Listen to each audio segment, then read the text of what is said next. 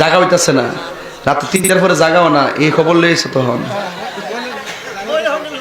মহিলা প্যান্ডেল জাগাও না। মা আপনারা নিজ দায়িত্বে বসুন, কথা কন ঠিক কিনা? আল্লাহ যেন আমার মা বোনদেরকে ধৈর্য ধারণ করার তৌফিক দান করে। আর গলাটা আল্লাহর রাস্তায় কমাও, গলাটাকে ঠিক করো, গলাটা।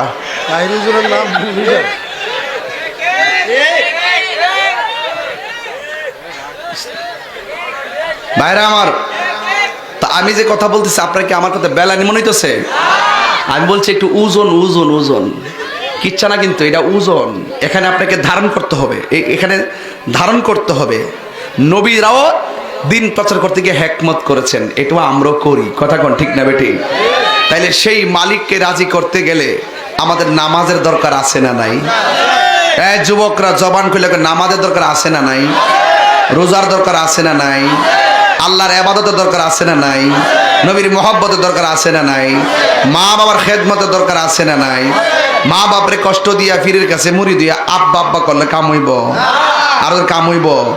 আমি ওই কথারে কইতাম চাইছিলাম যে মা বাপের দোয়া থাকলে কামেল পাস লাগে না। বহুত দেখছি ইতিহাস, মা বাপের দোয়া লয় হে এমন কিছু হইছে আরেকবারটা কোটি টিহা দিয়ে এতটুকু হইতে পারছে না। মার দোয়ার মাঝখানে কোনো পর্দা থাকে না, এটা ডাইরেক্ট কবুল হয়ে জায়গা। ওই মা বাপরে আমরা কষ্ট দিমু?